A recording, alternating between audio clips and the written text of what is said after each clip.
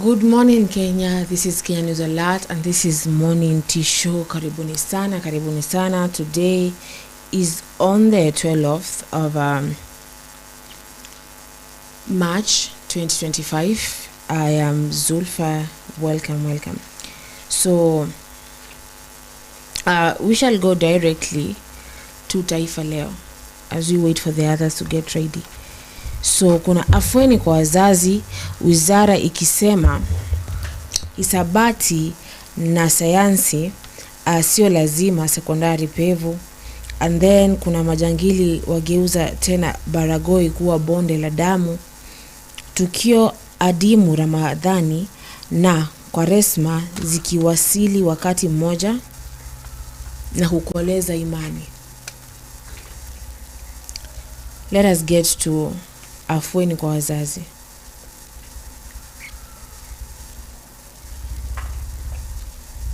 So serikali imefafanua kwamba haitakuwa lazima wanafunzi wa grade ya 12 kusoma masomo hisabati na sayansi.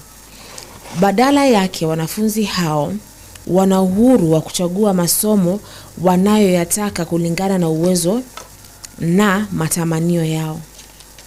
Wizara ya Elimu imetangaza kuwa kutakuwa na uhuru wa wanafunzi kuchagua masomo wanayoyataka kufanya wanapofika shule za sekondari pevu baada ya kukamilisha sekondari msingi. Kuanzia mwaka ujao, wanafunzi wa gredi ya 9 watajiunga na sekondari pevu kulingana na masomo watakayochagua, ikiwemo sayansi, spoti, sayansi jamii, sanaa na spoti, na sayansi ya teknolojia, uhandisi na hisabati STEM. Tukimnukuu katibu wa elimu Dr. Belio Kipsang, haitakuwa lazima kwa wanafunzi wa gredi ya 10 kuchagua somo la sayansi wala hisabati. Watoto wana uhuru wa kuchagua masomo wanayotaka. Tusiwalikimbikizie masomo. Of which to me is not fair. As in, after I did all those things compulsory and then these people wanakuja wambia hawafanyi zi. So let me just continue. So hii ni afueni kwa wanafunzi hao ambao wazazi wao walianza kuuliza maswali kwa nini wanalazimika kuchukua masomo hayo ilhali wanapenda masomo mengine kama spoti. Lakini kwenye mahojiano ya kipekee na Taifa Leo, katibu huyo wa elimu alisema mfumo wa CBC inalenga kumpa mwanafunzi nafasi bora ya kufana kwenye masomo ambayo anapenda, tofauti na mtaala wa 844 ambao masomo ya hisabati na sayansi ni lazima. Serikali iliandaa mdahalo wa elimu kutathmini safari hiyo iliyoanza miaka 9 iliyopita. Wanafunzi wa kwanza wa CBC wamefika gredi ya 9. Katibu huyo alisema jopo kazi la rais la kudhamini elimu nchini lilipendekeza kuwa 60% ya shule zote za sekondari ya juu zinafaa kuwa na masomo ya sayansi na hisabati. Mhadhiri wa chuo kikuu cha Mombasa Profesa Raila Abubakar, ambaye alikuwa kwenye jopo kazi hilo, alisema ni sharti shule zote ziwe na masomo ya sayansi na hesabu. True, because seriously, like no, like in fact it should be compulsory. Because nakumbuka this nephew of mine comes and ananiambia ati mali imefika tutaanza kuchoose whether we're going to do Swahili or not. We don't do chemistry as compulsory. We do not do it. And I'm like, it is not fair. And I think people need mathematics in their life. People need some little science in their life. I say imagine mtu akose kuchoose mathematics, choose any sciences. Ish. Of which, but at the same time, when you really think about it, in a pair, unajua there are people who kuna wale watu ambao they're not really blessed that way. so it will be good for them. Usipate mtu analundikana na sijui bio, sijui physics, chem, home science and all that, and they don't want that. Maybe they want to do so sporty, maybe they want to do something else, but they can't choose it kwa darasa. So at the same time, it is good, inapea kila mwanafunzi chance flani, because at this point they are free. Who wants to choose sports can go for sports, and the other one mwenye ni academic fiti ana choose vitu vingine. So I don't feel it's fair, but I think at some point up, when you really think about it, it is fair. So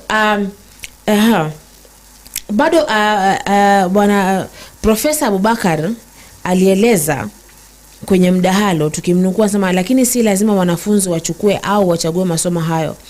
Mwanafunzi anaweza kuchagua sporti na afane maishani. It is good. It is okay. I see what they did there. Now at this point, unabaki in class, all of you are equal.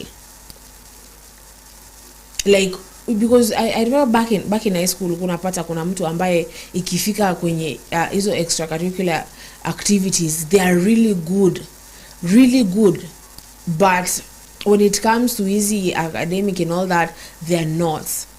Unapata this person is floating and that wamaliza form 4, and unapata they have gained nothing out of school because sposa unahacha hapo, and but this one is good. So as akina Felix wanaharakisha kujipaka makeup wakuje tuendelee na show, let us go to majangili wageuza tena Baragoi kuwa bonde la damu. Wimbi la mauaji ambalo lilikuwa likishuhudiwa Baragoi, kaunti ya Samburu, limerejea tena baada ya zaidi ya watu 16 kufa chini ya miezi miwili kwenye visa vipya vya ujangili na wizi wa kimabavu. Baragoi kwa sasa inakabiliwa na taharuki baada ya majangili kuwaua watu 6 jana na kuwajeruhi wengine 8 katika kisa cha hivi punde cha umwagikaji wa damu. That is so sad.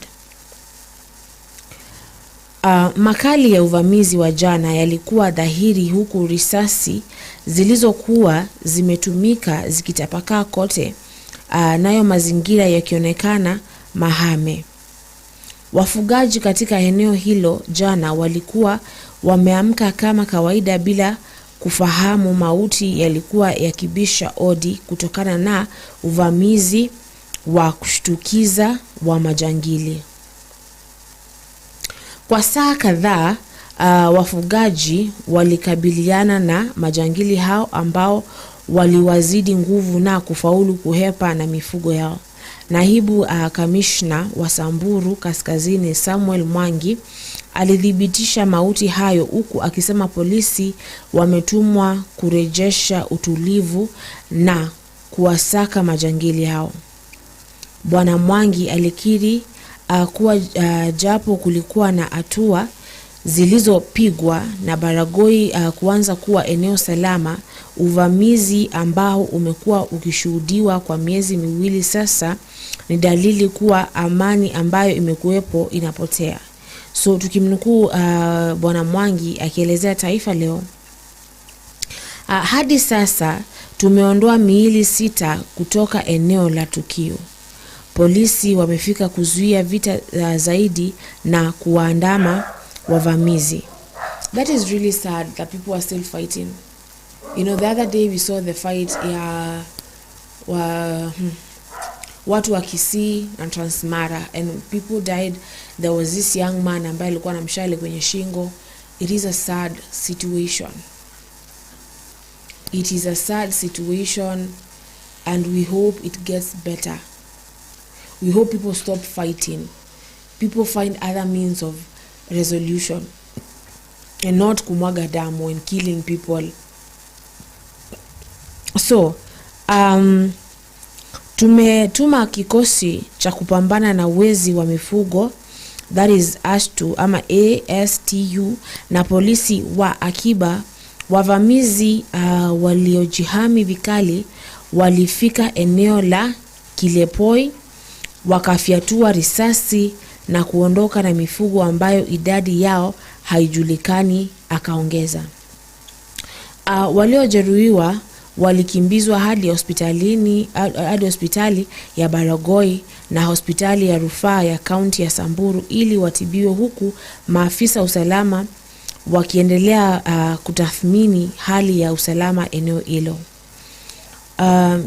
Miili ilipelekwa katika mara ya hospitali ya rufaa ya kaunti mjini Maralal. Jana taharuki ilikuwa dhahiri, wakazi wakiofia uvamizi mwingine wa kulipiza kisasi ungetokea. I mean, that is sad. Living in fear of death.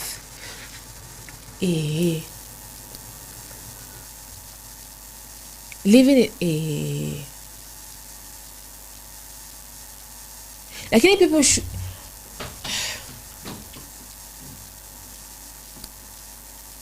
I don't know why people always resort to violence. I don't get why. Like at this era, people shouldn't be wanakaa wakiogopa eti tunaweza vamiwa na mapanga, tunaweza rushwa mishale, tunaweza fanya hivi. It is no.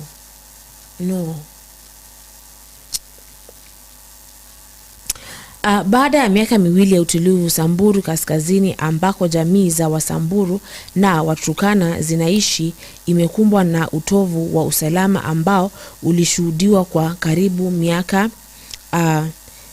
30.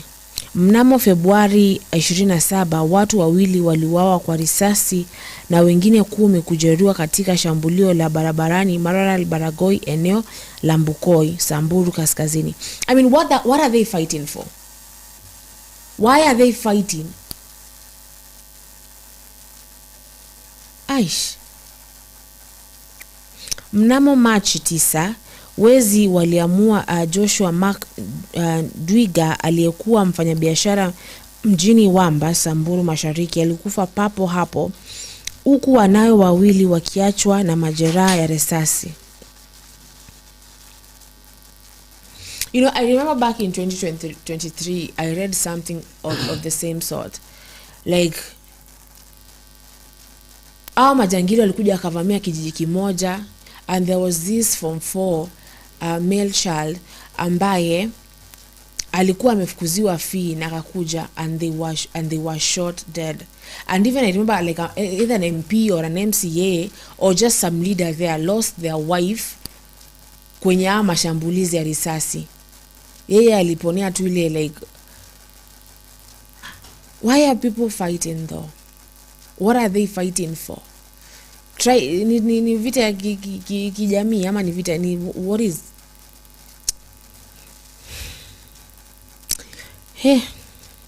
Mashahidi wanasema kuwa wavamizi hao waliingia katika duka la Bwana Dwiga kama wateja kabla ya kutoa silaha zao na kumuua.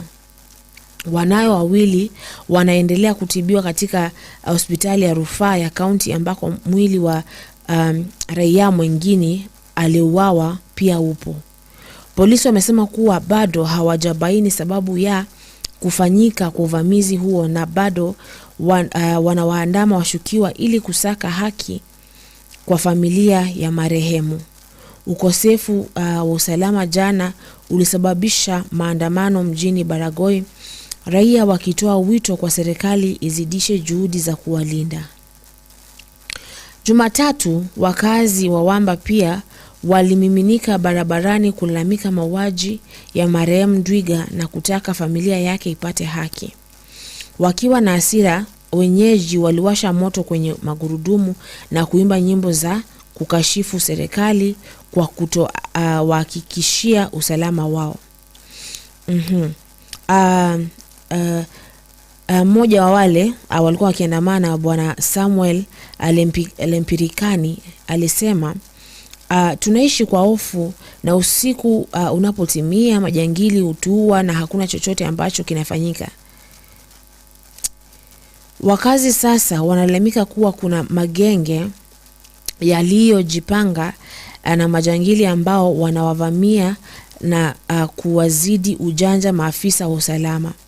Baadhi yao wamekuwa wakilenga supermarket na wafanyabiashara wanauza bidhaa nyingi. I mean, do they steal anything? Ama they just don't want maendeleo? What is up with the killing? What's up with that? Wanakuja wanaiba. Is it like armed robbery? Ama they're just doing it because they can do it?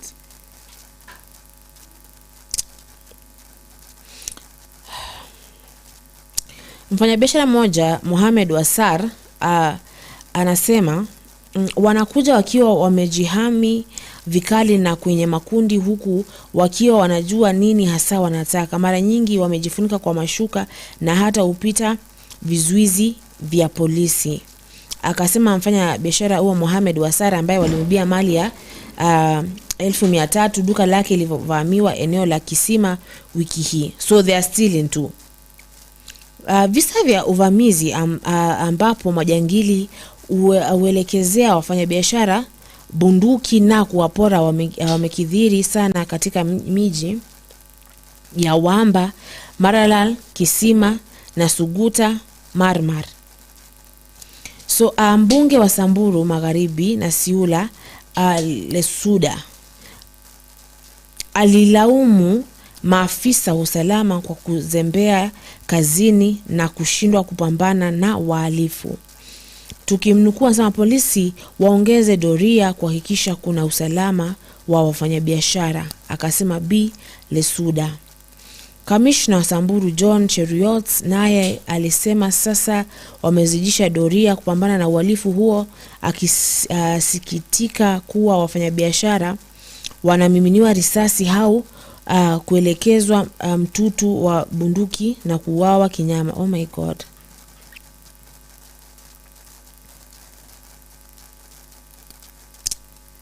Hey. What? It is just sad. It is just sad that people are still living in fear. These people are still living in fear. Kitambo it will get invaded.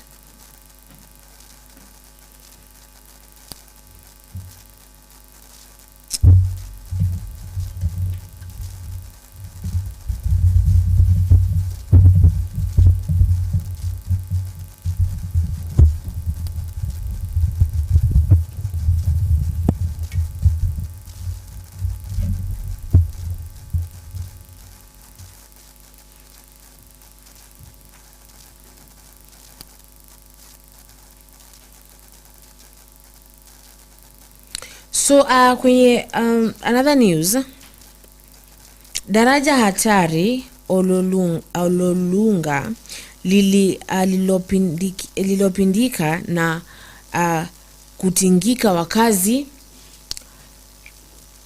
wanapopita.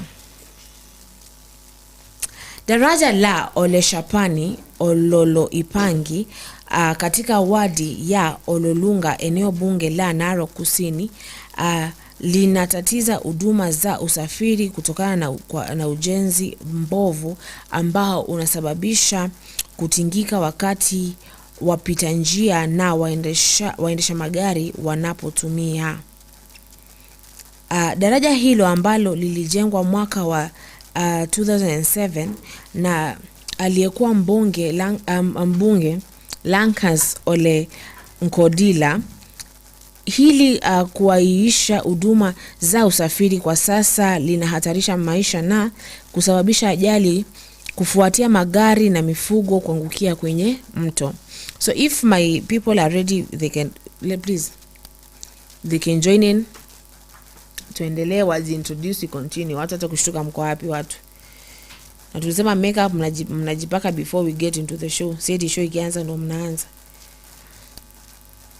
So introduce yourselves.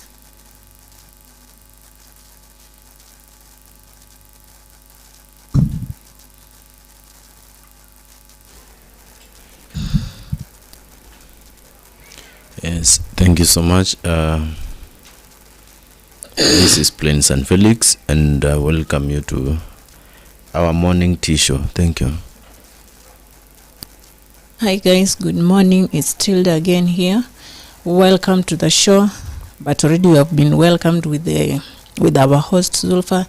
Think you're okay? You wake up well today, and you are on your usual work. And may God protect you and guide you in everything you do. Welcome. Back to the host. So basically swali ni if mlikuwa mnasikiza. So about I read about wanafunzi ambao wameambiwa sasa they can choose what to awafanye hisabati na sayansi. What is your opinion on that? Ati wafanye nini hisabati na sayansi? Hiyo first of all is a very wrong decision for whoever has made it. Mathematics should not miss in our schools. Hesabu haifai kukosa pale. How will these people know how to calculate? Najua hiyo calculation ya primary school is not kama hii yenye iko huko mbele. Hesabu hiyo ni lazima. It should be compulsory. Hesabu haifai kukosa in any school. Haifai kukosa kufanywa na mwanafunzi yeyote. Mostly Kiswahili, English, mathematics, hizo ni vitu ambazo zinafaa zikuwe compulsory. Haifai kukosa in any way. Kama mimi nilifanya, mbona wao wasifanye? Atajua aje kuhesabu. Unajua kuna wengine wako na ile akili ya kusahau haraka. Anataka kuwa businessman ama businesswoman. Hajui hesabu ilishapotea wakati alitoka primary. Atafanya aje? So mathematics should not isitolewe kwa syllabus. Ati mtu anachagua no. Vitu zingine mnaweza chagua za kutoa kama history yuko muachana nazo. Unatoaje history? Mwenye hataki kusomea. Si wanasema una choose history. There is some people that don't like kusomea history. And how will you know where your people? I think Tilda anajaribu kusema like okay. History ibaki kukua compulsory, si itolewe kwa syllabus. History is bado si compulsory, but mtu upo introduction ya history. Of course lazima ipewe compulsory. Ama kuna shule ambayo history ni compulsory. So kama mimi shule yangu mimi sikufanya history. Niliachana nayo kwa teacher mwenye nilikuwa na alikuwa afuzi mtu uelewe. Sorry. So mimi nilikuwa na choose the subject yenye huyu mwalimu akinifunza naona na understand vizuri. Sio unakuja tu unanifunza 1 2 3 and then you go. When the exam comes you expect me to pass that exam. Na hunifunzi the way you supposed to teach me. So nilikuwa na choose according to the teacher. Niki understand subject, even ningefanya all subjects. But nilikuwa na choose according to the ule mwalimu anafunzaje. Mwalimu wa English anaweza kuja anze, you know there is a no, we will sleep. Actually utalala class. So kuna ile subject yenye umependa unaweza choose ufanye, yenye unaona itakusaidia kwa maisha yako. Lakini math, English, Kiswahili hizo zibaki compulsory. Yeah. What do you say, Felix? According to the information, I think whoever trying to come up with this idea whereby they want to make mathematics optional, not compulsory, yes, the person is totally messing up with the country. Let me tell you the truth. Mathematics was brought to improve the level of thinking. Yes, to improve the ability of thinking. Not because maybe okay, if you are going to make it optional, yes, who is going to choose it?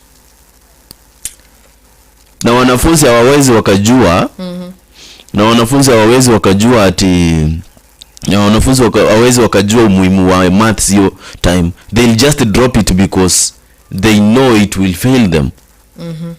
Wataende hizi vitu simple tu wakielewa like hizo ndio wanawezana. Lakini let me tell you the truth, when someone strains thinking, that will be the same time the person ana improve upande wa even judgment making. Let me tell you the truth, even lawyers, those people who can defend other people, when it comes maybe to thinking and the abilities to come up with ideas, are those people who are smart in mathematics. Yes. Yeah, so it will never be good. Saying that mathematics to be optional, no, that will never be the way to go. Gypsy hi to so I think unajua, let me tell you, hebu tufikirie kidogo hapa, sawa? Do you remember when back in school there are these people like use kwa darasa hawashikanishi chochote kabisa, but the moment that wapo kwenye field, sawa, umesikia sasa unaweza choose those sports, unaweza choose sanaa, you can choose drama or music or something else, sawa. Those people used to, unapata this lady ama this young man, they are very good kwa sports. They are very they are very talented kwa sports. Huyu ndo mtu ambaye mnajua akishika bake ama akishika futa ama akiwa ndo ana lead hiyo soloist, that person, you people mtakuwa fiti, si ndio? But when it comes to like Daru ashikanishi chochote, and these people used to feel left out because like sports haikuwaga the entire year, si ndio? Utapata sports maybe in the first month of term 1, drama is the first month of term 1, it is done, music evo, and the rest of the year this person is there floating. So I think like it is bringing inclusivity. So kwa darasa unapata sasa wewe ukikuwa una excel kwa mathematics, mnataka kuchoose mathematics and sciences, they are good. You are sports, they are good. So everybody feels, hakuna mtu ambaye anafeel superior and inferior in this class. Everybody feels included, everybody feels valued, they have something important that they are doing. So at some point there I feel like that is good. It is good for those people. It is good for every student to feel good, sindio? Yeah. Now because I want us to go to our main topic, as we move on, tunapata a story ya kule Baragoi, people are still killing each other. In fact they are killing each other vibaya kwa mapanga, kwa mishale, kwa risasi, kinyama and for any, I just feel sad. I feel sad for those people because wanasema ya kwamba wanalala wakiogopa, wanalala wakiofu. What would you say about that? No, this country right now, like I said, was it yesterday or the other day, nafaa tulindane wenyewe kwa wenyewe. If we bother about government ati serikali tulinde ama inafaa sisi wenyewe tujiprotect. Ukiona wale watu wana fight na unaangalia kuna ile kitu wao watu wanafightia is not, si kitu ya maana yenye watu ati mnapiganiana. Tell your people, hapa ni hii ni uchokozi inaanza.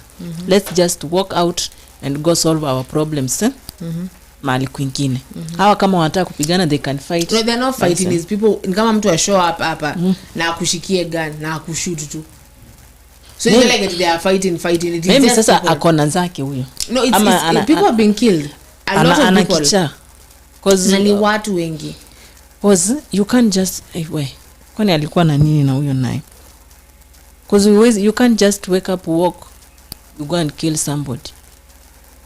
Na serikali aichukui mkondo wake kuangalia nini ilikuwa kiini aswa. These places, I remember, I don't know ni mwaka gani, 2023 2024, students kuri watu walikuwa wamehamia mashuleni like people are camping kwa mashule. Why? Wakiogopa their homes. And bado I remember there's this teacher ambaye alielewa nyumbani kwake and they were shot or something. And I don't know what's happening in those places. I don't know what is happening. And I remember I read the same news here. I was with Bonamuna then. And there's this young child. That one made me like really so sad. This kijana, babake alikuwa ameuliwa the same. Sawa?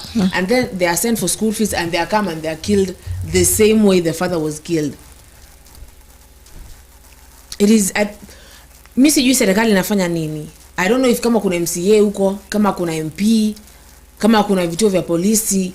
And if you know that place is like kuna violence hivyo, why don't you go back? Why don't you send like a lot of... And I'm sorry to say this, wale polisi ambao wanatumwa Haiti, wanatumwa huko, unapata kila place. In fact, kila homestead iko na polisi watatu. Every homestead, mpaka they maintain law and order. But in Kenya they can't do it the same way they're doing. Unajua our government most of the time inataka kufurahisha outside countries instead ya kufurahisha your own people. Waone wako na good security, no fights, no losing lives of people, innocent few people in fact. Lakini hao wanataka tu kufurahisha watu wa nje, which is not good. You have to start with your own home and then you go outside. You know they want to see an example from your own home. Like right now Haiti wasikie huko, Kenya people are dying, people are just being killed anyhowly. Unajua they'll ask themselves question, why should you give us these people to come and maintain law and order in our country, and yet in your own country there is no law and order? People die anyhowly, mostly young people. People are fighting for over a thing that even is not supposed to be fought on. Inafaa government iangalie na ijue what they supposed to do. You know, I don't know what this government is thinking about Kenyan people. Was sisi tuliwachagua tukawaeka pale. Si ati sisi hatuwezi fanya hiyo kazi. Tunaweza, we can go there and do, but they should know that we are choosing those we see that they can go there and do something that can make us be safe, I think be just well. Yani our villages, our counties. Inafaa yani nyinyi sasa tumewaeka pale mfanye kazi ambayo inafaa. Mtuwekee security. Unajua mkituwekea security at least hata sisi tunaweza jilinda. Unajua hawa wanafanya kazi ambayo inafaa wafanye. Na sisi wacha tuwasaidie in this other way, because we can't just live for these people. They are also human beings. So mkituletea pale askari kama like our place in our village, ningeomba sana our governor, our MP or our MCA to look about that area. It's not so much safe. Ikifikia saa moja mtu amefunga biashara na saa moja ndio biashara inakuwa imenoga, what does it mean? Mtu anakata yani, and they're not hata si watu wa mbali ama watu wakubwa ama watu wenye small boys. Kuna wale wanaitwa 42 brothers wanatembea na mapanga, silaha mbalimbali. They just get into somebody's house sambini. They rape all the girls, the women who are inside there, and they tie there a man to watch while they do that. After they finish, they steal everything in that house and they walk out. Yani wameharibu msichana wako, wameharibu bibi yako, na wewe umefungiwa pale. You are watching them do 42 people on your own daughter, on your own wife, doing such a thing before you. And if you sumbua or you try to fight them, unakatwa na panga into pieces. Utakatakatwa vibaya sana. at my place in my village Vihiga County, you can't, wezi enda pale stage ushuke saa moja, past saa moja, saa mbili, saa tatu, saa ine. Asubuhi wezi amka ati saa 10, saa 9. Hapo utakuwa unahatarisha maisha yako. Ati gari limesimama pale unashuka unaenda wapi? You will just be finished. Utaibiwa kila kitu, ufanyiwe madhara yote, ukate. Yani wanakufanyia unyama ambao hata uwezi amini. Even yani hata there is a time ziki grow sana, I think kuna time wa mama waliandamana up to the police station, the nearest police station. Wakasema inafaa muangalie hii kitu. There is a lady who wanted to get married and she was a virgin, and that man was ready to get to take this lady for marriage. Akakuja akarepiwa before 1 week to the marriage.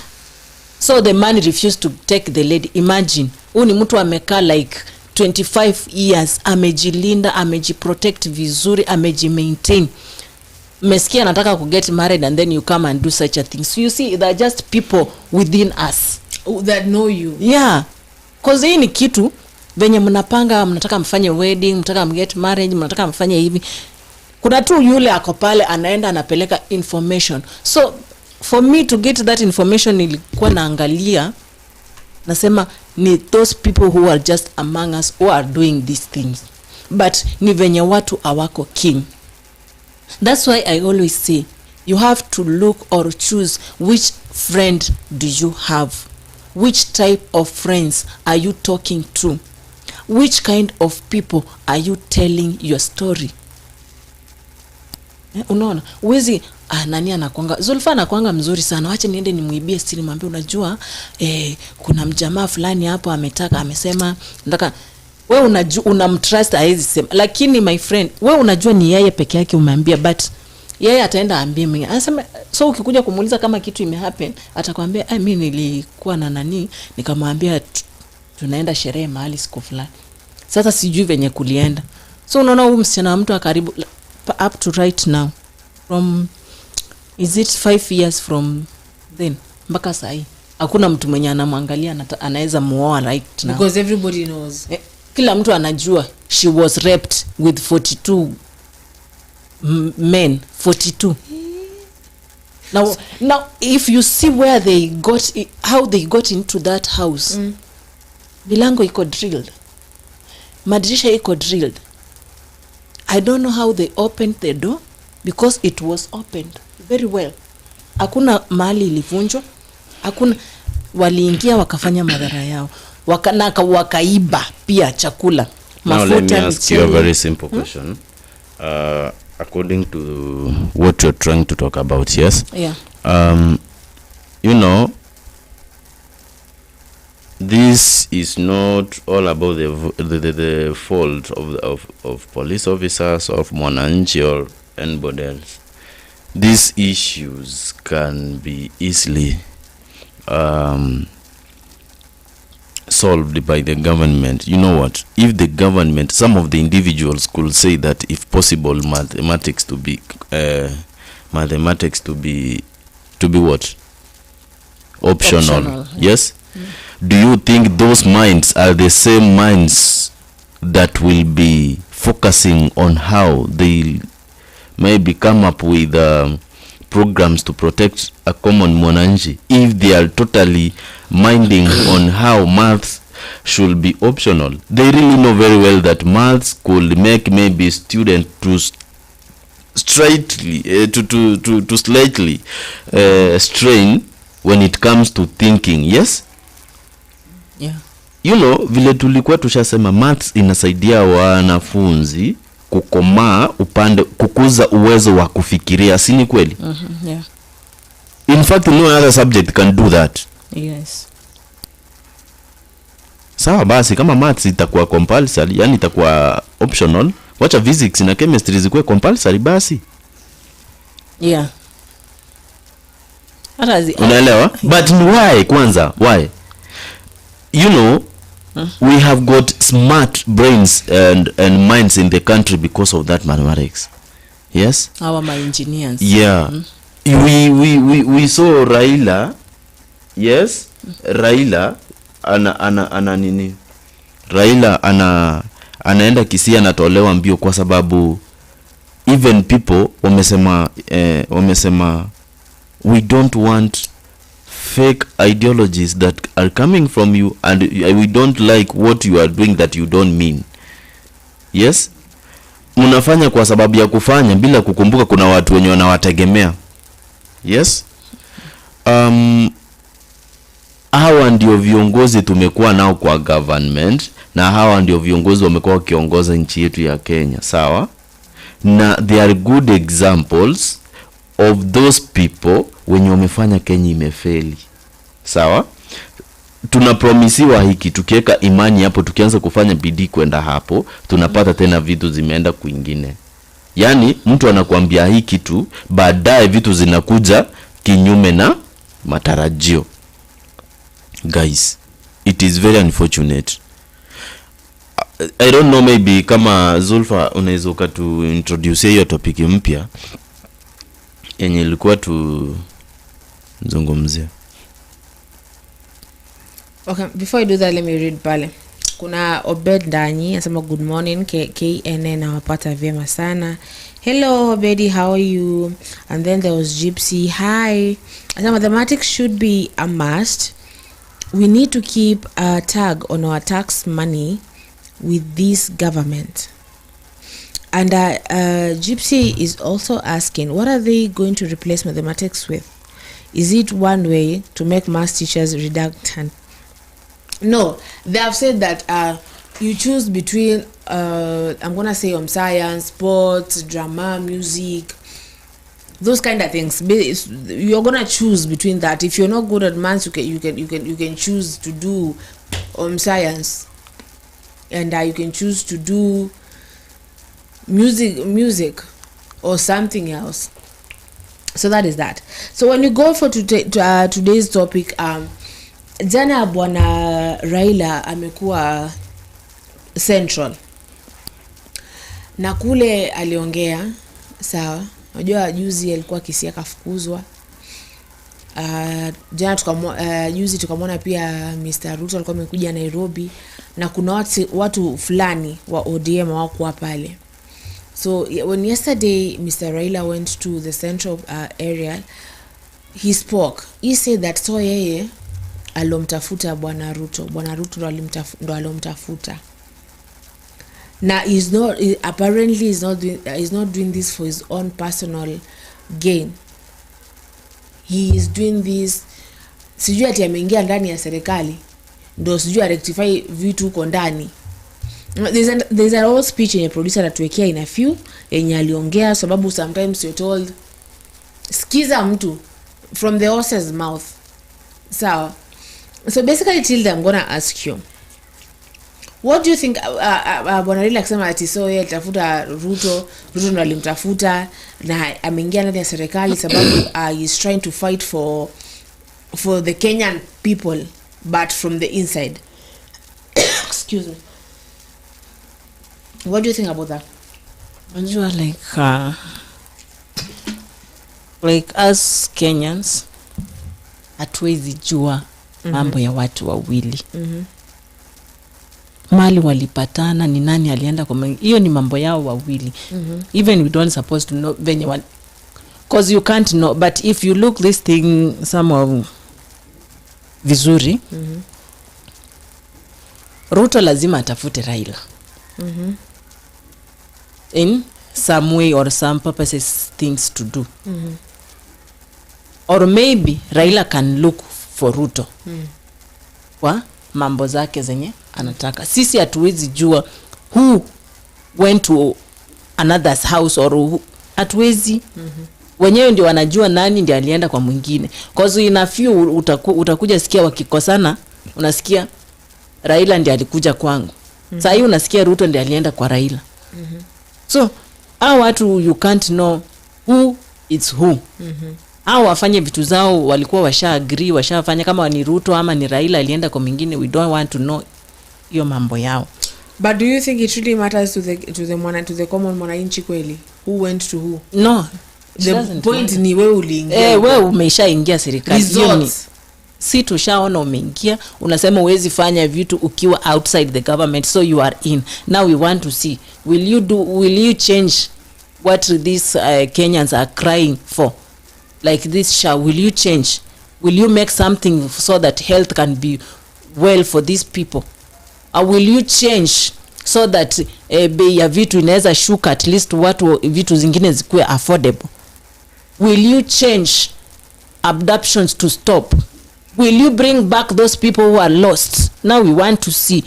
You are now in the government. Now it's your work. So umesema uwezi fanya ukiwa nje. So lazima ukue ndani ndio umake. You make right where there is wrong. Now eyes on you, Mr. Raila. Sasa mambo ya kusijui Ruto ndiye alikutafuta ama wewe ndio we don't want to hear, so long as you just make your decision, that's yours now. Yeah. What does that mean at Ruto ndiye alinitafuta? Hiyo ni kutu, yani unajua sio amesema wasijui watu wanapiga tu kelele huku nje nini. Ni kawaida ya politicians. Inakuwa tu hivyo kawaida yao. So sisi ukuja kutuambia Ruto ndiye amemtafuta, hiyo sisi haituhusu. Hatutaki kujua nani alitafuta mwingine. Kama ni yeye alimtafuta ama ni Ruto alimtafuta, hiyo ni yake. Ako kwa government. So tunataka tuone, is he going to change what we are complaining about outside here? And if he won't change, may God just send a thunder on him. It is very unfortunate. It is very unfortunate that somebody can stand before people to say that. Will that be the solution when it comes to any current problem that is prevailing in the country? Will ever that be the solution? Will ever be that will ever be the solution? And when somebody is trying maybe to convince people that Raila and Alinitafuta, so what? Yani Ruto and Alinitafuta, so what? Ndio tunyamaze. But we can't keep quiet. Is that person trying to convince you guys maybe to understand what happened? Thank you. Ruto alimtafuta, sawa.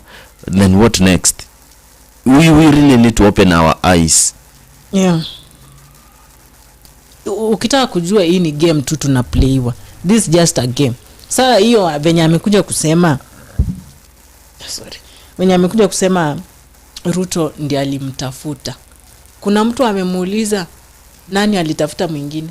Unajua mpaka kukue na ile kitu is like you are fighting over something and then someone comes and ask kulikuwa aje? Yani kumeendaje? Mmefanyaje mpaka mkaanza kupigana, ama mlifanyaje mpaka mkarudiana na mlikuwa mmekosana? Like someone unaweza kuwa umekosana na bwana ama bwana amekosana na bibi yake, lakini sasa watu wanawana pamoja, so lazima there is someone who will come and ask, kwani mlifanyaje mkarudiana na venye mlikosana vibaya? Is there somebody who came and asked you, Raila, what happened? No one. Benye tulisikia mambo yako unataka kuenda kwa government nini, umekutana na Uhuru mara huku Ruto, kuna handshake. We left bothering about you. We just get out. So we ukiwa hapo unatuambia ati is Ruto who looked for you. We are not interested. You are already there, you already decided.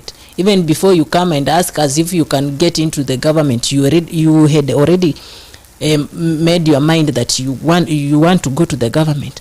And before even that, you already showed us before when you let your people get into the government. The ODM people got into the government. So no blackmail anymore. Ni kufungua macho na Wakenya tukae rada.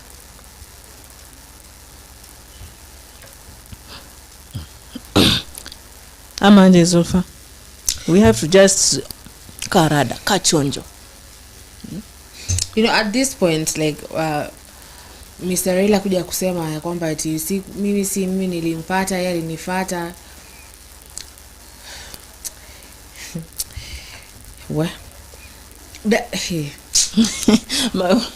Mashindwa na wasi ya kusema because does it mean when you come to me nafaa kukufuata? Nafaa kubali story yako juu umekam.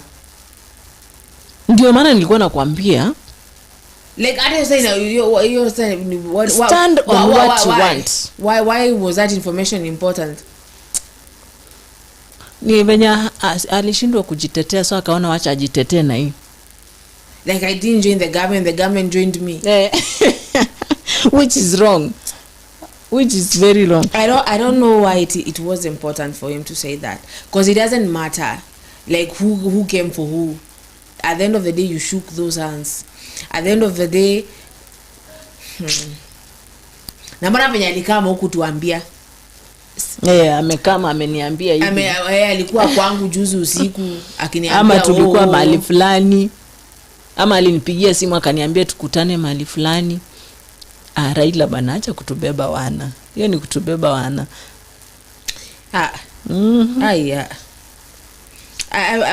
I don't know these leaders if they really like me uchoka to sometimes. Like why would you stand and start talking such things? Sawa.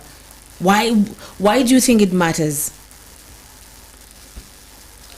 For we Kenyans, we don't want to know who came to another's house or who went to look for the other one. No, that's not our issue.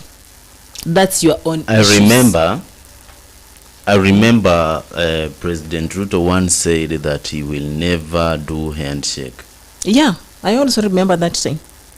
I remember even when he was the deputy president, he said that the government was ruined when they shook hands with President Uhuru.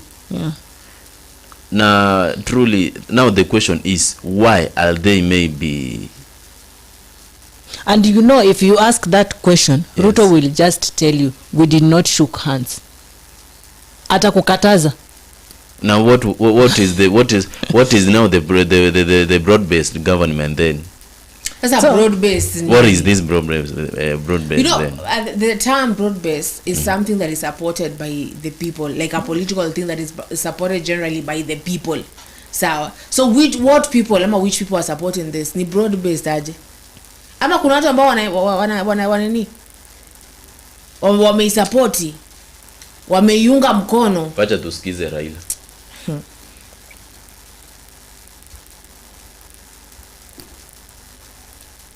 I'd like to welcome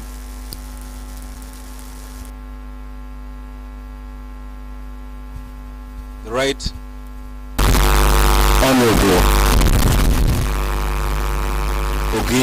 Raila Odinga. Thank you.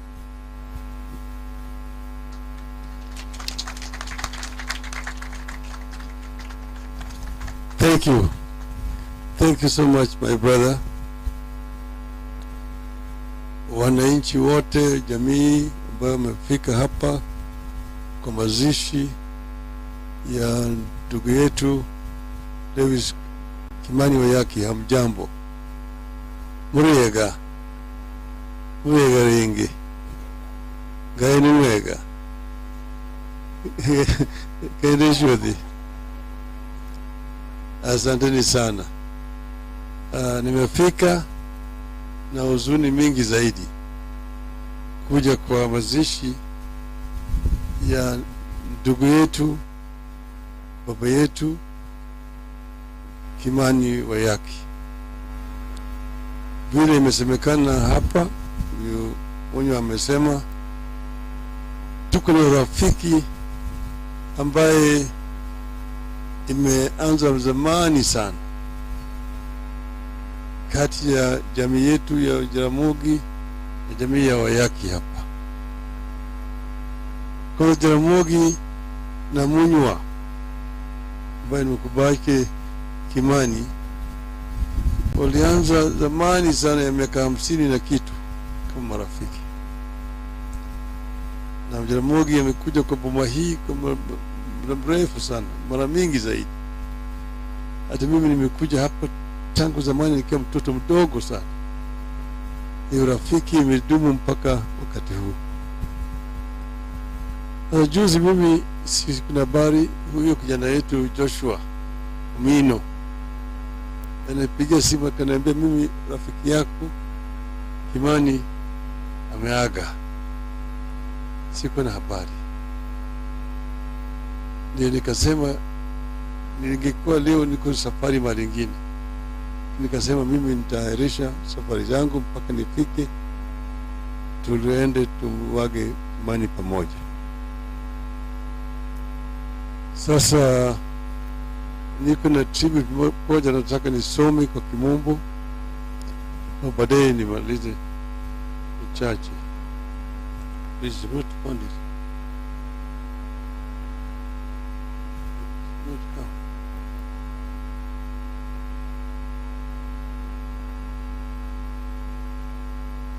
It is an honor for me to stand here to mourn and pay tribute to a friend, a visionary, and a trailblazer in the person of Mr. Lewis Wilkinson Kimani Wayaki. If the Kenyan nation of today is known for the robust and vibrant attempt to institute democracy, as seen in the competitive politics and progressive constitution, it is because of people like Kimani Wayaki, who lived here and through pain and perseverance helped to lay a foundation for liberties that we enjoy here today. We are fairly competitive nation because the likes of Kimani helped to lay a firm foundation for the economic takeoff that gave Nairobi and the Kenyan nation a competitive advantage in Africa through a strong civil service system and promotion of the private sector as an enabler of economic growth. Kimani, as you've really seen in the eulogy there, stood tall, and he started working for the people of Kenya at a very young age. And you can see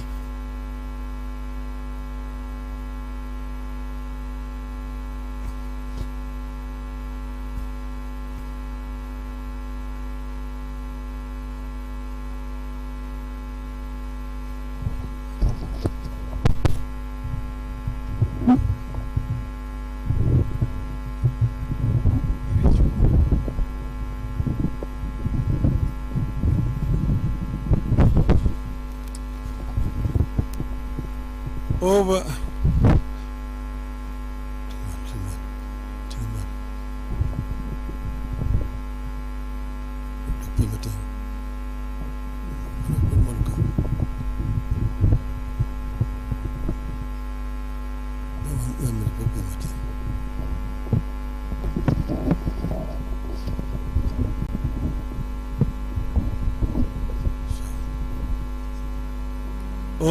over the decades, from independence to date, Kimani and the entire Wayaki family have remained steadfast friends of the family of Jaramogi Oginga Odinga. It is a friendship that came with great pain and persisted at great costs. It survived because of a deep shared belief in what Kenya could be if the country did away with the ills of tribalism, dictatorship, corruption, nepotism, and favoritism. Kimani, like his sister, Wambui Wayaki, best known as Wambui Otieno, his brother Munya Wayaki, and their mutual friend, my father, Jaramogi Oginga Odinga, believed in and pursued the cause of justice, unity for the country, and respect for diversity of opinions. All of them paid a steep price for it. As the first African town clerk of the city of Nairobi, Kimani laid a firm foundation for what was to become one of the most important and vibrant cities in Africa. The country owes him gratitude for that. But we owe him even more for his belief in the need for plurality and diversity of political opinions as a foundation for a progressive nation. It is this belief that made him a proud and critical member and administrative secretary of the Kenya People's Union of Jaramogi, that is KPU. For choosing to stand with Jaramogi against Jomo Kenyatta and for joining KPU and not KANU, Kimani was abducted in Kampala, Uganda, by the people believed to be officers from the Kenya Police Special Branch, and later detained without trial from 7th of March 1968 to 19th December 1968. Kimani was asleep in his rented cottage in Kampala when at about 2 a.m. officers from the Special Branch, the Kenya Police, together with about 20 officers from the Uganda Research Bureau, pounced on him and drove him away to a number of secret locations, including forests in Uganda. He was handcuffed and blindfolded and renditioned to Kenya on March 8, 1968, for another ordeal of being shuttled between various police stations in Nairobi before he was finally taken to Mbakasi police station. He was flown to Mombasa, was blindfolded and transferred to Simulateur prison, where he was detained without trial. Finally, on December 19, 1968, he was taken to State House, Nairobi, and released in the presence of President Jomo Kenyatta. In his own accounts, for the 9 months he endured mistreatment and torture. His detention resulted from no crime he had committed. He was detained purely on the basis of his political affiliation. Through all that, he stayed true to his conscience and beliefs. Eventually, all the things he believed in, like a multi-party political system and a new constitution, came to be in his own lifetime, and are now taken for granted. Such is the power of a vision proudly held. I'm aware that Kimani went to court in 2015 to seek damages against the state for his detention in 1968.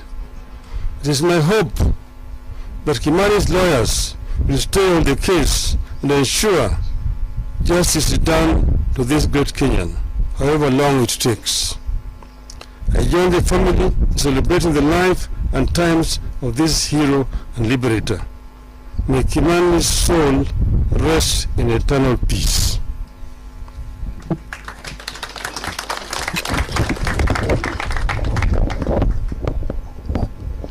Vile nimesema kwa kimambo, unajua tuko marafiki na Kimani na mimi nilikuwa kama wandugu.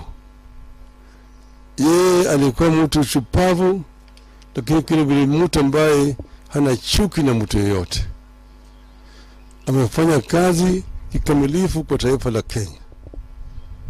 Vile nimesema, aliumia zaidi. Mwenye vile mnavyojua walianza siasa na Jaramogi. Mwenye alikuwa candidate hapa 1961 Nairobi, akiunga mkono na Jaramogi, akisimama na the late Tom Mboya. Mwenye baadaye akaja, alikuwa assistant minister ya Jaramogi wakati Jaramogi alikuwa vice president ya Jamhuri ya Kenya. Baadaye wakati Jaramogi alijiuzulu kwa serikali, hata Mwenye vile vile alijiuzulu. Baada haya Mwenye baadaye akawekwa kama waziri wa nchi ya kigeni. And all the records show that Mwenye was the most effective Minister of Foreign Affairs that Kenya has ever produced. He represented Kenya in many international fora. He spoke so strongly about apartheid regime in South Africa and said that over his dead body would Kenya have a relationship with the apartheid South Africa. He stayed on, and when multipartyism came, Munya became one of our members of Ford. He was a member of Ford, and this one Ford Kenya, participating even in the elections of Ford Kenya. He was one of the people Jaramogi used to visit. Jaramogi akija Nairobi, anasema tufuteni mimi Mwenyewa. Hata kule kwa nyumba yake pale kuna ishi huko Nairobi, ndio Jaramogi alikuwa anakwenda kukutana na watu huko ndani. Wamboi mnawajua vile Chuku na Wamboi Otieno. Mnajua vile Chuku na Wamboi Otieno. Yeye ni dada yangu mkubwa.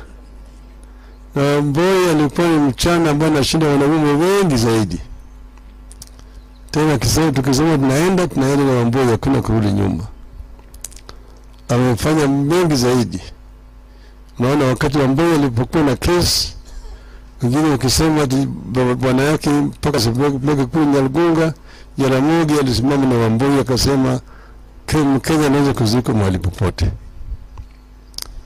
Ndio sababu mimi nimekuja hapa, nimekuja nyumbani. Nikiwa hapa mimi naweza kuongea bila kukuwa na wasiwasi yoyote. Tuko pamoja na jamii haya. Najua ni chungu, lakini Kimani ameenda, si wengine wamebaki. Maisha mpaka itaendelea. Sasa watu wengi wanapiga kelele hapa na pale, Raila ameenda kwa Ruto, ametuacha.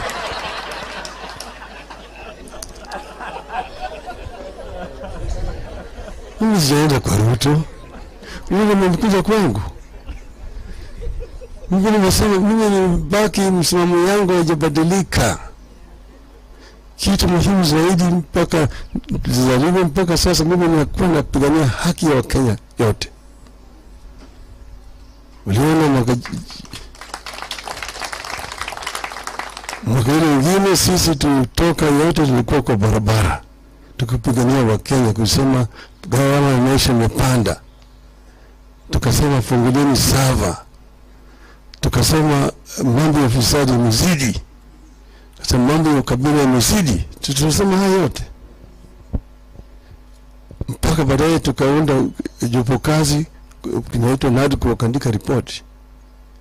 Jamaa walikuwa na shita, baadaye mwaka jana vijana wakajitokeza, JDC wakaingia kwa barabara, wakapiga chafua sana tena, wakapiga na hao watu, wakatuma mapolisi kwenda kupiga watoto na kuua watoto wengi, waliuawa.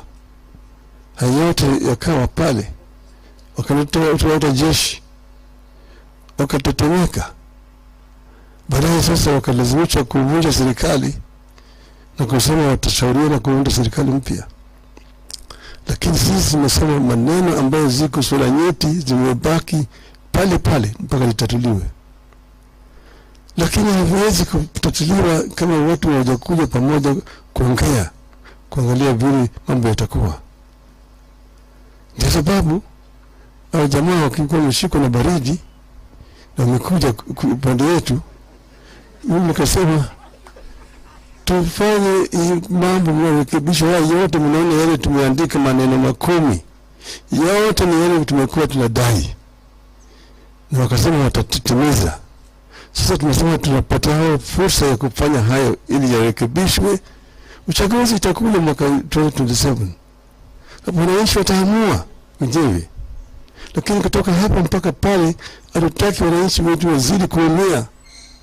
Mambo matibabu kuna shida, hii mambo ya SHA haifanyi kazi mpaka irekebishwe. Si ndio irekebishwe? Sio hii mambo ya uchumi ambao wananchi wanatozwa ni juu sana, hata hiyo nyumba hizi mpaka irekebishwe. Sio hawezi kurekebisha kama unakaa kando, mpaka ungie tale uambie fanya hii na hii na hii, na weka watu wako hapa na hapa wafanye. Ikifika pale Unajua yale ambayo yalifanyika mwaka ile mwingine, unajua yale yalifanyika. Simuona wakati ile mambo ilikuwa ndio marama kuli, unajua yale yalifanyika. Kwa sasa hatuwezi kukaa tu kando namna hii ili nchi iende kazame, mpaka tufanye kazi tuone kama tunaweza kurekebisha. Wakati ikifika 2027 Wakenya wataamua ni nani wanataka kuongoza, sivyo?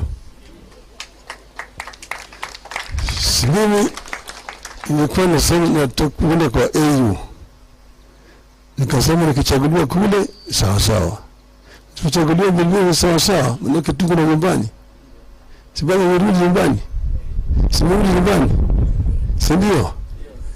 Sasa nataka ni hame niende Bondo, nikae Bondo. Baba endelea, siendelee? Endelea, siendelee? Baba endelee, si ndio? Mimi nataka tumazuri kwa Wakenya wote. Niko hapa na rafiki yangu anajulikana kama wa Raila. Wao ndio salimu wa watu Mwarado ito muri garingi gitagwo mwe hawa Kamau na mwiko igaritwa niki utiritwa itagikuria mwana ni mwe uradetwo. Mimi nataka kutoa rambirambi zangu kwa hii jamii. Nikiwa kijana mdogo sana tulifanya kazi na Dr. Waki na mama Wamboi Otieno. Na nataka kuwakumbusha historia moja. Kuna wakati mama Wamboi aliamua kwenda kusimama Rungai, kunaitwa Kajiado North. Huyu mzee akaniambia twende. Nikamwambia ni sawa. Tulipoenda huko tukakuta Saitoti ametuwekea vijana Masai wakatupiga, lakini Wamboi alisimama, hakusimama. Tulifanya kazi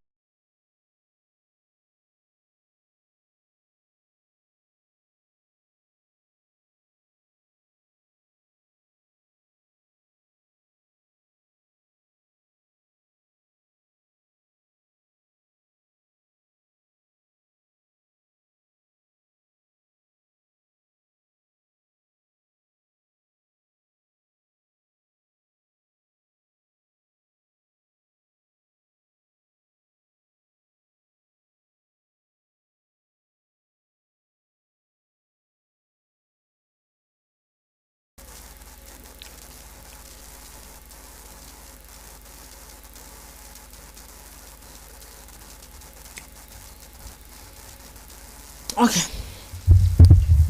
So that was Raila's speech. I'm going to read comments pale alafu tutaanza na Felix atuambie what they think about that, and then we come to you, Tilda. So kuna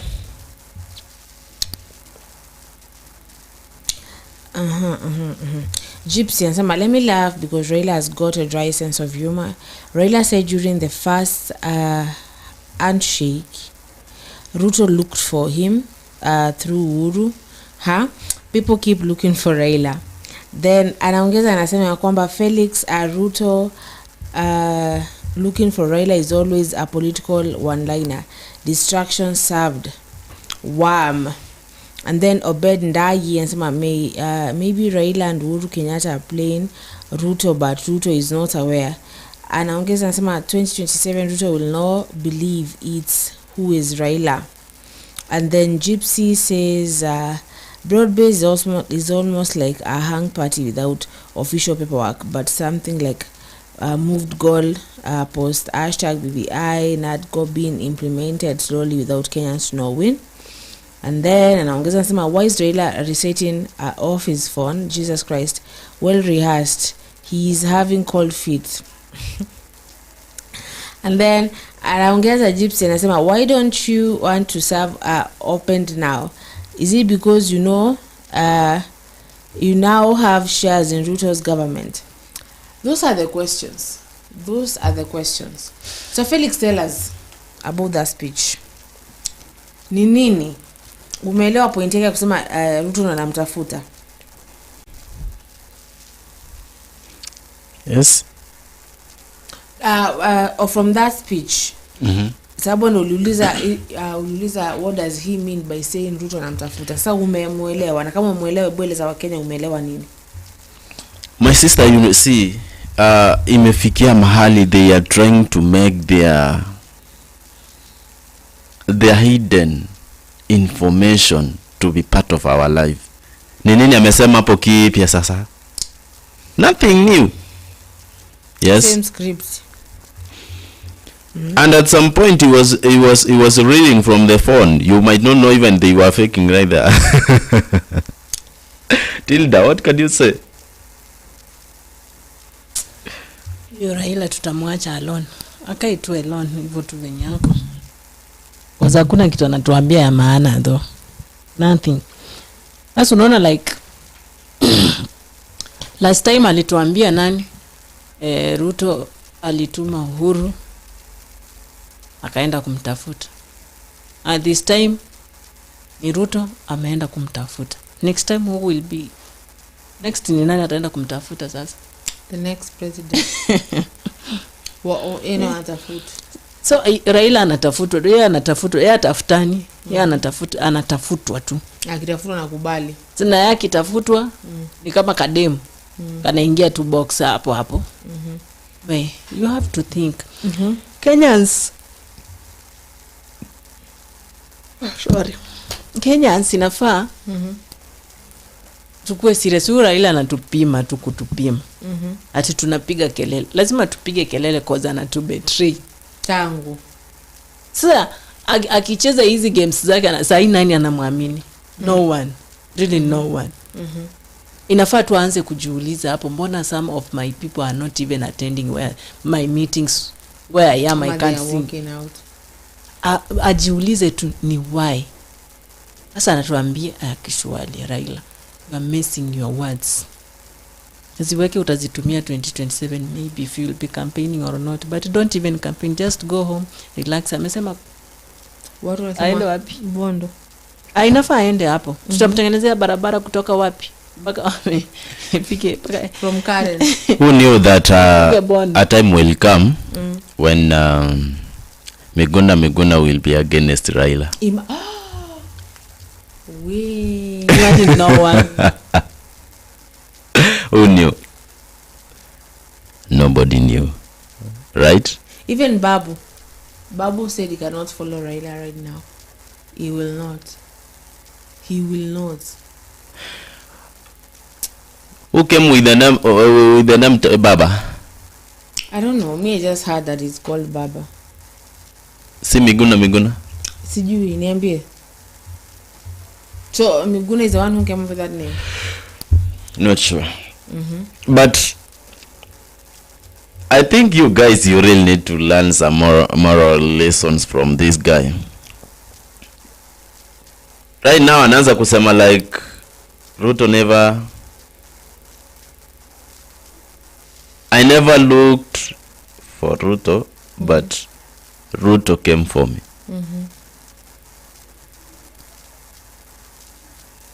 Just after they have signed. Wakenya musikubali. Let these people remember that we are smart. We are not the same people. See wazazi wetu, you know, our parents who just hawako wanaelewa civil education, hawako chochote wanaelewa chochote, so they used to just agree whatever they are told. They agree. Like at this point, these people should know that we are not hawa watu wa juzi. We are not those people. You see someone mira uchoka sometimes because why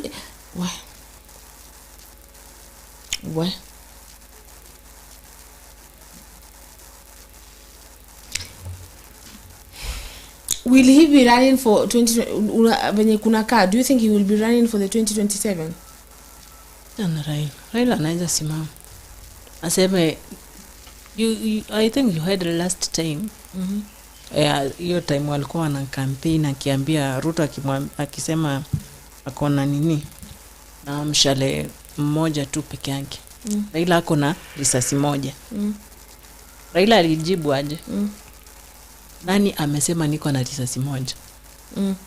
Yeye ni nani anipinge kusimama tena nikitaka kusimama. Meaning that he has a right. Anaweza simama. So unaweza muona hapo tweet walai mimi napasua. Na atashangaa.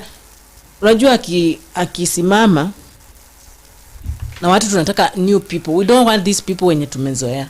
Want new people like wakina Wajakoya wenye walikuwa wamesimama and the other one alikuwa anaitwa, maybe that one could just come back. Tunataka tuone new faces. We don't want to see these people wenye tumezoea na uongo na ukora na nini. We want to see new faces. Those people will just stand for what they want and for what Kenyans want. Those who will care about Kenyans people. That's what we want. Lakini sasa these people we are voting for, they're just going there for themselves and they care just about themselves and maybe their families. And hata ukiangalia mostly wengine even they don't care about their families. Naona mtoto wangu ako government, lakini ukimwangalia hata uangalie na lifestyle anaka, it's so hard. So Raila, there's nothing new you're telling us. We don't want to know if Ruto is the one who looked for you or whoever, ama Ruto alituma nani. Hiyo yenyu watu wa politics. Mgongane huko, mkubaliane, uingie kwa government usiingie, but ushaingia. We want to just see a change because you said you can't, uwezi fanya a change ukiwa outside the government. So when you are in, we want to see, will you make a change? Will you make at least health ikuwe sawa? Watu wa stop complaining. Will you make at least bei ya bidhaa ishuke ama ikuwe sawa, at least zikuwe affordable? Will you change something? Will you make something to be important? Something to just look better for us? Maybe we can change our minds. Maybe you can stand na tukupe kura tuone you can make it, but for right now we can't give you because tumeona ni like wewe ni bendera unafuata tu paper anyway it goes. So Mr. Raila, don't play as games. We don't want games. We don't want to know if he came for you or you went for him. Hiyo ni yenyu politically ama personally, maybe something like that. But for us, what we want to just see is changes. You are in the government, we need to see what you can change or what you can do. Now that's on you right now. For Kenyans, mostly what I can just fight for these Kenyans, well, mambo na health. At least to make sure SHA inafanya for all the people. Hao watu, mostly hao watu wenye wako under medications. Kuna wale lazima every month wako on medications. Kuna wale inafaa wa visit clinics. So without SHA or that whatever they call it, yezi utakuwa umeenda hapo kufanya nothing. Make sure SHA is working for all Kenyans because it came for all of us. Make sure that everything is affordable for everyone, not for just those rich people. We don't say we are poor. We are not poor because some of us, we still have legs, hands and eyes to see and hands to work. But make sure everything is okay for everyone. Because most of the people right now ni si wale wa chini wana complain. Tuna complain wote. Hata unapata mtu anaendesha Prado and Cruiser, but analia, ana complain. The same as ule mama mboga, boda person, ule mwenye amekaa pale nyumbani ako jobless, ma housewives. They complain. Yani everyone is complaining. You are in the government right now. Maybe before the year gets to an end, make sure you've done something. Mostly I'll insist on SHA. Hatutaki kupoteza any more lives of people, kids, wamama wenye inafaa watupe ma advice, wenye inafaa tukae kwa marriages, wenye inafaa tukae na watu kwa hii dunia. So make sure everything is going good for everyone, for children, for women, for men, for wale walemavu, wale wako na upungufu wa kitu. At least make sure everything is just okay for everyone, not just those people who are in the government or those people who are rich that they can afford. Mostly rich people can afford private hospitals, na hao wengine tuna prefer kwenda kwa dispensary public, na huko unapanga laini from morning 8 to evening 6, hata hujafikiwa, hujahudumiwa, hujafanyiwa anything. You are being sent outside there to buy medicines, injections that you should be getting in the hospital. You are going to buy them from outside. And to make the matter worse, you are being told where to go and buy, specific place to go and buy. What does that mean? So Raila, make sure everything is going to be well, and you have to promise to us everything is going to be well for everyone, because and we need to see education going. Mambo ya kutuambia hapa ati mathematics kwa optional, no. So mathematics inasaidia watu wengi sana, at least kukuwa na sharp mind. Kama ingekuwa hesabu, unajua at least hata unaweza enda mahali unapiga hesabu ya haraka haraka kwa kichwa. Sasa umefanya math ikuwe optional, itasaidia nini? Even thinking will be optional. Sasa nikienda kwa duka mtu ananiuliza change nafaa nikupe, naambia nipe tu yoyote ile unataka. My friend, umepeana tao inafaa urudishiwe 500, naambiwa akupe tu yote, nakupea 100. We don't want thinking to be optional. Please, mathematics should be compulsory in every school. Every school. Kuanzia chekechea hadi mahali, yani hata ufike mahali wameandika no education ahead. But education never ends. Tunasoma everywhere. Unapata hata mzee ameshika gazeti anasoma. Still that is education. Ana soma vitu at least brain yake ikuwe active. Kama mama saizi bado anakumbuka hesabu. Felix, can you steal for your grandmother right now? Ameweka pale pesa ya chama uende uchomoe dhao. It will be very difficult. It will be very very difficult because amejua ni pesa ngapi ameweka pale. Hata kama hajazihesabu atakwambia tu mtoto wangu umetoa pesa hapa. Why? Because walisoma hiyo hesabu. Ilikuwa kuanzia kitambo, si ati imekuja majuzi. No. And that person who is saying that mathematics to get out of equal optional, yeye alisoma mathematics ama kusoma? Alikuwa anaona kitu kwa hiyo math ama alikuwa na people, you have to be serious. So Raila, make sure education is okay. Watoto hawafukuzi kurudi nyumbani mambo ya fees. Make sure health is okay. Make sure bei ya bidhaa ziko sawa and kwa every single person. Hatutaki kusikia huyu ako sawa, huyu hayuko sawa. Mostly on the health. Make sure everything is okay. Please.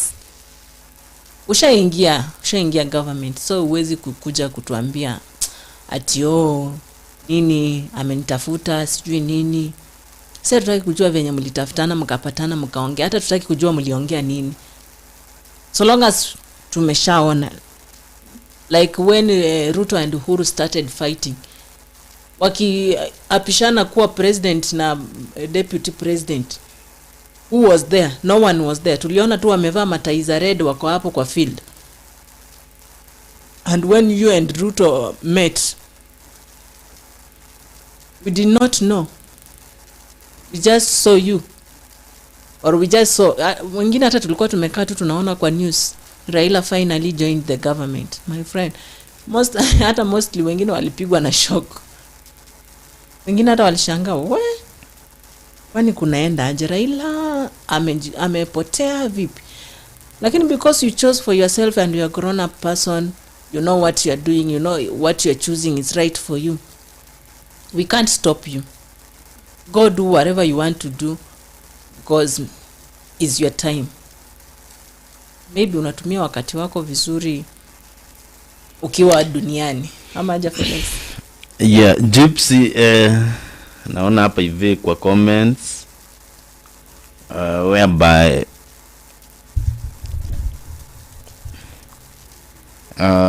Obed Ndanyi anasema 27 Ruto will not believe will not believe it who is Raila.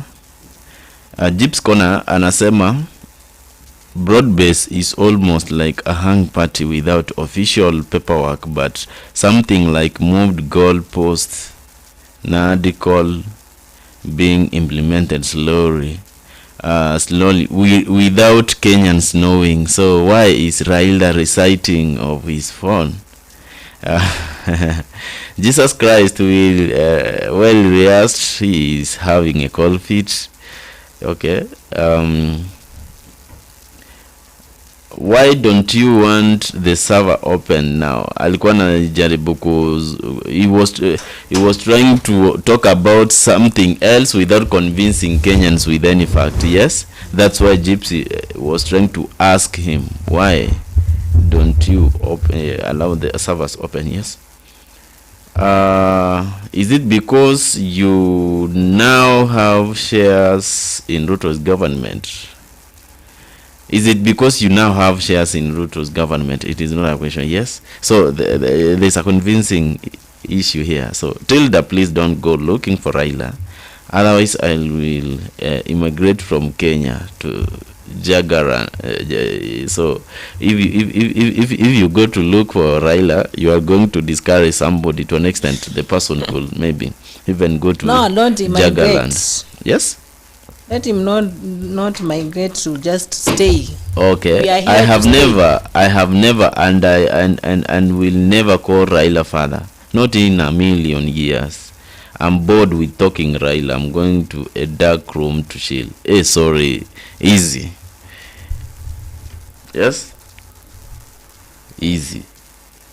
So everything will be possible and everything will be online if everybody really decides to work transparently and promise things that they could deliver. Yes. Lakini hizi stories zenye tunasikia hapa hivi ati nini hapa. Yes.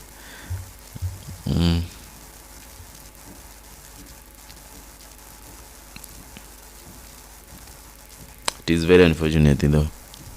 Kwanza tena kugeuka Ruto hata before siku zisonge. Imagine.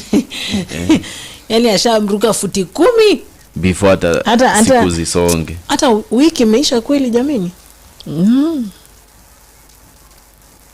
Wiki si usema hata siku 5. Mapema, ni mapema. So let's wait and see what Ruto will lazima. Hiyo inakuanga lazima Ruto arudishe jibu. Tunangoja jibu ya tunangoja jibu ya Ruto. Benye lazima, hiyo ni must. Na italala. Usikia na jibu aje kwa hiyo statement ya Raila hapo. Unajua babu said that this relationship ya itaisha vibaya. Itaisha na kilio. Ndio maana yeye atawafuata. Ndio maana yeye atawafuata kabisa. Because sasa kama these people why are we even trusting them? Why are we even giving them platforms to even speak about, like, at this point inafaa tufanye kama watu wa Kisii walivyofanya. Anaanza kuongea and then you just walk out. Why are you listening to the same stuff? To someone akotu mbele yako anakudanganya tu vizuri akijua anakudanganya. Why? Unafaa akianza kuongea hivi you walk out. You go, ama you're like, you know what, we're done with this. Like, if you have nothing new to speak, if you have nothing new to tell us, where to rest? Haina mambo. Hapo mali imefika tutaendelea. Hapo mali imefika tuendelea kuibeba. But listening to these lies and it's just sad. Why does it matter though? Why is he come? Unajua kuna swali ninauliza. Why does it matter that who came for who? at the end of the day nimesema you shook hands. Why ama anataka kujifanya aje sasa because alisema eti bado ODM iko kwa serikali. What does that mean? Raila is trying to confuse people, and we're not accepting that confusion. We won't accept it anymore. Sasa kama asharuka, ameruka Ruto, naitwa ashamruka. Lakini kesho utaona wako pamoja. Last time we saw walikuwa wanafungua nini sijui wapi. They were together. ODM people were there. Yani Raila alianzia tu pale mali akakosa kujielewa ni saile alipeana watu wake wakaenda kwa government ya UDA. Ana akaruka akasema si yeye alipeana, wenyewe waliamua. You are the leader of that nini of ODM. How will you just accept people to go join the government that you don't want, you don't like? You are talking negative positive things about the government that is there right now, but you accept your people to move in with them, alafu unawaruka. You know, uwezi kubali like right now, uwezi kubali Raila akuje kwa life yako akuambie kitu because at the end of the day atakuruka ama atakuacha hanging. Like if he could be a kijana right now aenda aingize msichana box akiwa msichana, I don't think kama ataingia juu kiingia hiyo ni yani uko na shida, hiyo ni shida. Ni yeye amekuja lakini all things will be on you. It's not me, it's her. Like Adam na Hawa. Adam aliruka akasema si mimi, ni huyu mwanamke uliyenipa ndiye amefanya haya. Instead of kujitetea yeye anajitetea through another person. Ayendi hivyo. Learn to stand for yourself. Jifunze tu kusema mimi, kama angesimama aseme nasikia watu wanapiga kelele huko nje nimejiunga na serikali, aseme tu ndio nimejiunga na serikali, nataka mambo ya kuwe sawa, nataka hivi na hivi. Hakuna mtu angemuuliza. Juu ashajiunga lakini anaruka. Raila, stop playing around. Just stop. Do what you know is good for you. If joining the government was a good decision for you, why are you getting out and saying that you are not there, you just want to make things right? My friend, you don't supposed to play like that. Hiyo ni rough game ingine mbaya sana. Unaicheza rough game chini ya maji alafu unaileta kwa ground. It doesn't work like that. Kama ni rough game, cheza tu kwa field. Iende tu field. Usicheze chini ndio uilete. Cheza tu tuone from the beginning to the end. Sio ingine unafanyia huku kando alafu ndio unaleta sasa. Hata refa amekata. Amesema rough game unapewa red card. Nachunga tunakupea red card very soon. You go back to Bondo. But we can see you don't want to go back to Bondo. You are saying it to yourself. Sijui unataka kukaa kwa kina nani. Kila mtu ataenda kwao. Kila mtu ana kwao. So usikwame kwa wenyewe. Just walk majestically and get to your place. So don't usisumbue akili zetu. Like right now we are tusha move on. Ama kuna mwenye Zulfa, are you still there? No. Si tumeenda. So let's just move na tuone what's next. For Raila and Ruto is done. Okay. Tushamaliza yao. Okay. So we have roughly 9 minutes. Felix, what would you tell the people as we wrap up? In fact, I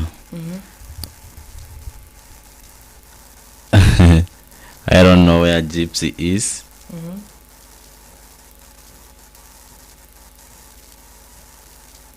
Anyway, thank you so much, Gypsy, wherever you are. Obed Indanyi. Obed Indanyi, wherever you are, I really appreciate you. And thank you so much for supporting us. Let us just meet the next show. I think by saa ngapi? Oh, Gypsy is there. Thank you so much. I was now about to be disturbed na vile ninapendanga vibe ya Gypsy. This is the time for Raila to implement the 6,000 shillings per household he promised during elections. Or was it political? Was it political? He should do this for one of the handshakes for us to forgive. What can you say about that? So, meaning that you want Raila to bribe us with that, so that we can forgive. If there is forgiveness, you just have to forgive from your heart. You don't need to get a bribe so that you can forgive somebody. No. If you want to forgive Raila for you, you can forgive him. But amekukosea in which way? It depends in which way. So, kila mtu anaweza sema amenikosea na hii, amenikosea amefanya hivi, amekosa kuingia serikali, kila mtu asikupe hiyo 6,000 ati umsame. Ya afanye kazi yenye imempeleka pale. Like I said, I make sure everything is okay and good enough for every mwananchi. It doesn't matter who is that mwananchi, from down, kutoka kwa ule mwenye ako chini kabisa hadi wa ule mwenye ako hapa juu, mostly on health. And I make sure kila kitu, si hatutaki kujua hizo 6,000 kama atapeana, it's okay. Kama hatapeana, it's okay, it's for him. But let me tell you, it was just politically making you, yani you just vote for him. Akasema alisema ni secondary schools zitakuwa free, if I'm not wrong. He said that when alikuwa, it was one sentence of kwa manifesto yake. Secondary schools will be free. Atakuwa anapeana hiyo 6,000. My friend, for a political person, what he says, it will never be done. Don't expect that 6,000 to forgive Raila. I'll tell you no. If you want to forgive him just from deep your heart. It was just what? It was just a by the way. Yeah. Gyps was not so serious about that, though. He was trying to remind you about one of the manifestos that Raila could do when he was trying to vie for elections. But he can't do that. Raila ako pale na his own purposes. He's not there just like to... Raila is not there to make us happy. Raila is there to make himself happy. Yani aone tu ya life yake iko sawa, maisha yake yana move on vizuri, lakini for the common mwananchi, not that much really. Acha mimi nimalizie hapo. If I continue talking about Raila, I can talk from now until the evening, until tomorrow, I'll be still talking about Raila. So I was just Tilda as usual. Back to the, is it Felix or the host? Thank you so much. I'm good. Gypsy, bye. Gypsy, bye.